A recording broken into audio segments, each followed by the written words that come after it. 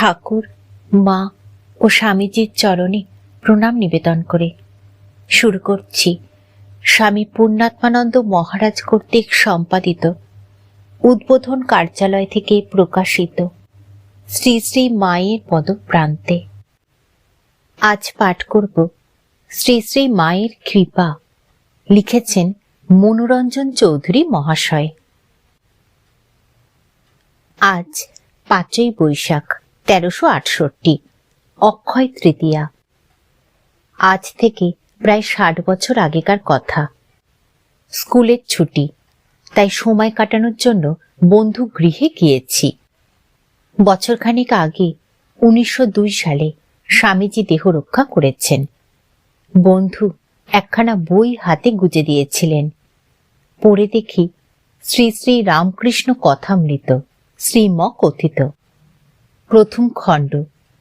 এক নিঃশ্বাসে বইখানা শেষ করে বন্ধুকে ফিরিয়ে দিয়ে বললাম, চমৎকার বই।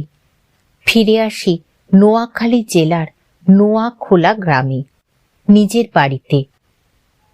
তারপর খাই দাই বেড়াই, পড়াশোনা করি।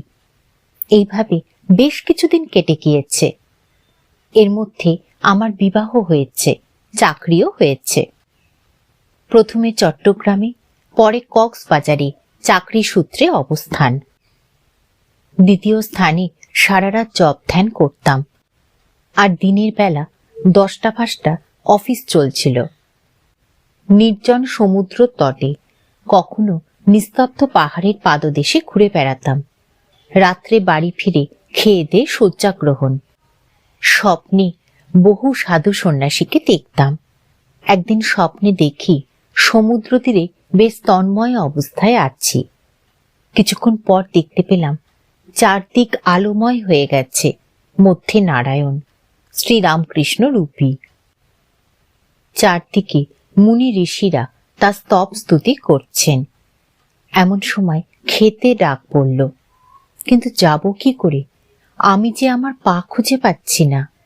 শেষে টিপে টিপে তবে পা খুঁজে পাওয়া গেল। এরপরেও বেশ কিছুদিন কেটে গেল। অফিসের কাজ তাড়াতাড়ি সেরে নিয়ে কখন পাহাড়ে বা সমুদ্র তীরে যাওয়া হবে সেই চিন্তা। আমি ছিলাম মা কালীর ভক্ত। মাকে দেখব, তার দর্শন হবে, এই ভাবনা মনকে ব্যাকুল করত। দেখতাম তার স্মরণ মননে কি আনন্দ। মনে আনন্দ যেন ধরে না।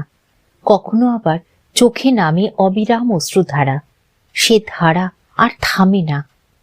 কিন্তু জলে ডুবে প্রাণ আটুপাটু হলো কই। তবে তো মা দেখা দেবেন। নির্জনে ব্যাকুল হয়ে কাঁদলে তার দেখা পাওয়া যায়। তিনি দয়া করেন। তবে বুঝি আমার ব্যাকুলতা নেই? তবে বুঝি আমি কাঁদতে পারিনি? তবে বুঝি কাঁদতে শিখিনি? মনে হলো জীবন বৃথা। একদিন এলাম কলকাতায়, তারপর দক্ষিণেশ্বর হয়ে বেলুর মঠে। মঠে দেখা হলো স্বামীজির শিষ্য জ্ঞান মহারাজের সঙ্গে। তিনি বললেন, ধ্যান করবে? আমি বললাম, হ্যাঁ মহারাজ। স্বামীজির মন্দিরের কাছে বেলতলা দেখিয়ে দিতে আমি সেখানে গিয়ে বসলাম। কিছুক্ষণ পরে ধ্যান করে উঠলাম। জ্ঞান মহারাজ আমাকে সঙ্গে করে বেলুর মঠ ঘুরে দেখালেন। পরদিন সকালে আবার মঠে গিয়েছি। জ্ঞান মহারাজ বললেন, মাস্টারমশাইয়ের সঙ্গে পরিচয় আছে? বললাম, না মহারাজ। এক যুবক ব্রহ্মচারী কলকাতা যাচ্ছিলেন নৌকা করে। জ্ঞান মহারাজ তাকে ডেকে বললেন, একে নিয়ে যাও সঙ্গে করে, মাস্টারমশাই বাড়ি দেখিয়ে দেবে। নৌকায় উঠে পড়া গেল। তারপর বাগবাজারে নৌকা থেকে নেমে ব্রহ্মচারী আমাকে মাস্টারমশাই বাড়ি নিয়ে গেলেন। তার কাছে গিয়ে সব ভয়ে তার পদপ্রান্তে উপবেশন করি। ছোট্ট একটি তক্তপোষের ওপর মুসলমানেরা যেভাবে নামাজ পড়তে বসে, ঠিক সেইভাবে শ্রীম উপবিষ্ট। তিনি আমার সব কথা শুনে বললেন, আমি দিব্যচক্ষে দেখছি, মা হাত তুলে তোমায় ডাকছেন। খুব কম কথা বলেন, কিন্তু সদা হাস্য মুখ।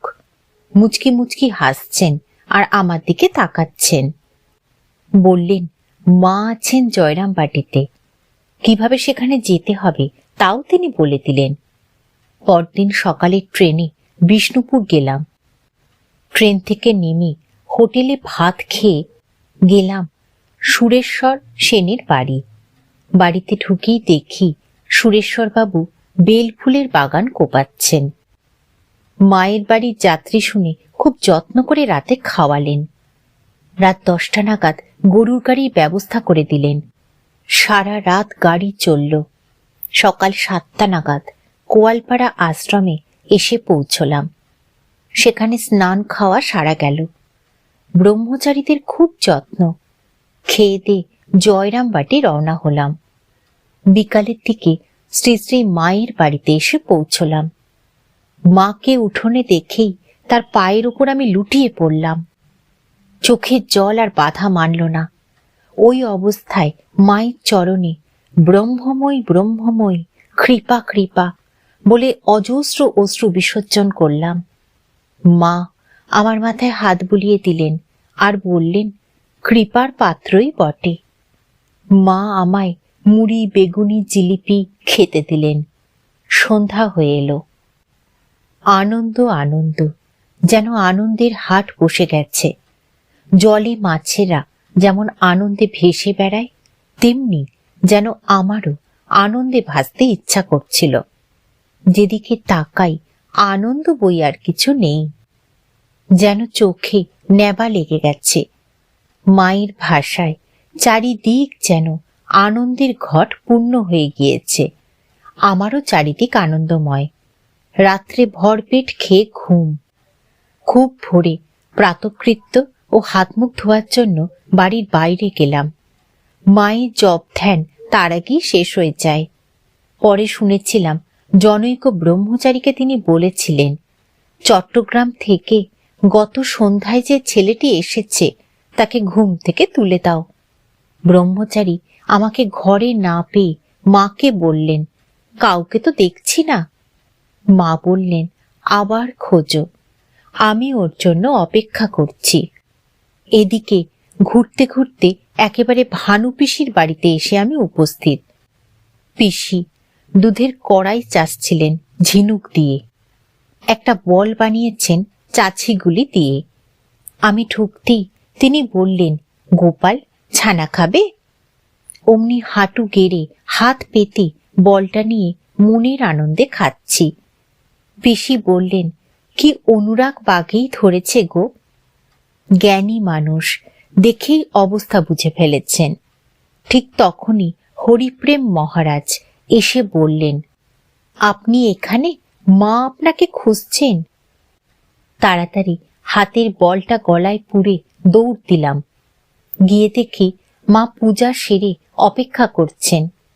আমি যেতেই বললেন, দীক্ষা নেবে? বললাম, মা আমি কিছু জানি না, সব তোমার ইচ্ছা। যাও স্নান করে এসো বলে মা ডান দিকে মায়ের কুটিরের পূর্ব দিকের পুকুরটা দেখিয়ে দিলেন। তাড়াতাড়ি পুকুরে ডুব দিয়ে মায়ের কাছে এসে আমি হাজির হলাম। শ্রী ম আমায় বলে দিয়েছিলেন, মায়ের জন্য একখানা লাল নরুন পেরে কাপড়, একটি টাকা আর কয়েকটা জবা ফুল নিয়ে যেও। নিয়ে গিয়েছিলাম। স্নান করে সেগুলি মাকে দিলাম। মা আমাকে দীক্ষা দিলেন। নিজ আঙুলে জপ করে করজপ করা শেখালেন। ঠাকুরের ছবির দিকে হাত দেখিয়ে বললেন, উনি তোমার ইষ্ট। দীক্ষার পর মাকে প্রণাম করে ওঠার সময় স্পষ্ট দেখলাম মা নন, মায়ের জায়গায় বসে আছেন মা কালী স্বয়ং। আবার পদপ্রান্তে লুটিয়ে পড়লাম চেতনা হারিয়ে। আমার পরে আর একজনেরও দীক্ষা হলো। সে শ্রী শ্রী মাকে জিজ্ঞাসা করেছিল, মা উনি কি সন্ন্যাসী হয়ে সংসার ছেড়ে বেরিয়ে যাবেন? তার উত্তরে মা বলেছিলেন, না, ওর কিছু ভোগ বাকি আছে। আনন্দ আনন্দ আনন্দ। সেদিন রাত্রেও আমার মাতৃগৃহে থাকার সৌভাগ্য হলো। পরদিন প্রাতে খোকা মহারাজ কামার পুকুরে যাচ্ছেন। মাকে বললাম, খোকা মহারাজের সঙ্গে যাব? মা অনুমতি দিতেই মহারাজের সঙ্গে কামার পুকুর রওনা হলাম। কামারপুকুরে রামলাল দাদা আর লক্ষ্মী দিদিকে দেখলাম। খেয়ে দিয়ে রামলাল দাদার কাছে ঠাকুর ও মায়ের কিছু গল্প শুনে মায়ের বাড়িতে ফিরে এলাম। এই প্রসঙ্গে উল্লেখ করি যে ভুবনেশ্বর মঠে রাজা মহারাজের দর্শন ও সান্নিধ্য লাভ করার সুযোগও আমার পরে হয়েছিল। তারপর আবার সেই পূর্বের মতো জীবনযাপন। বেশ কিছুদিন পর অমৃতবাজার পত্রিকায় একদিন দেখলাম মা দেহ রক্ষা করেছেন। 11 দিন অশৌচ পালন করলাম। 12 দিনের দিন খুব ভোরেই থালা, বাটি, ঘটি ইত্যাদি ব্রাহ্মণকে দান করলাম। শ্রী শ্রী ঠাকুরকে ভোগ দিয়ে সকলকে প্রসাদ বিতরণ করলাম। পাতানো মা তো নয়, আপন মা যে, জন্ম জন্মান্তরের মা যে, তাই তো এসব করা। তারপর বহু বছর কেটে গেছে। আজ দেখছি মরদেহে অবর্তমান হলেও মা আমার কাছে, আমার জীবনে নিত্য আরো জীবন্ত হয়ে উঠছেন। ঠাকুর, মা ও স্বামীজির চরণে প্রণাম নিবেদন করে শেষ করছি আজকের পাঠ। মনোরঞ্জন চৌধুরী মহাশয়ের রচনা শ্রী শ্রী মায়ের কৃপা।